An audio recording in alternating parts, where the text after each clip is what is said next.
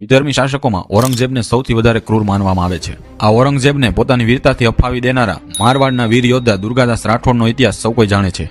દુર્ગાદાસ રાઠોડની વીરતાથી પ્રભાવિત થઈને ઔરંગઝેબે દુર્ગા સુધી એક સંદેશો પહોંચાડ્યો. એક દિન ઔરંગ યુ કયો તને વાલો કાય વિશેષ, માગો મુખસે દેવ તને આસ કરણ દુર્ગેશ.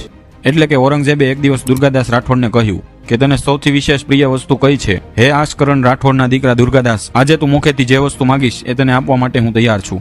ઔરંગના આ સંદેશાનો વળતો જવાબ આપતા દુર્ગાદાસ રાઠોડે કહ્યું હતું, ખગવાલો વાલો પ્રભુ અને વાલો મર્દર દેશ, સામ ધર્મ વાલો સદા અને નિત વાલો નરેશ. એટલે કે ખગ કહેતા મને હથિયાર અને તલવાર વહાલી છે, વાલો પ્રભુ એટલે મારા ઈષ્ટદેવ મને વહાલા છે, વાલો મરુધર દેશ એટલે માતૃભૂમિ મને વહાલી છે, સામ ધર્મ એટલે મારો હિન્દુ ધર્મ મને ખૂબ વહાલો છે, અને એથી પણ વધારે વહાલી વસ્તુ મને કોઈ હોય તો એ મારી સ્વામી ભક્તિ છે. મારો મારવાડનો નરેશ એ મને સૌથી વધારે પ્રિય છે. તારે જો મને દેવું હોય તો એ આપ. આ ખાનદાની અને સ્વામી ભક્તિ હતી દુર્ગાદાસ રાઠોડની.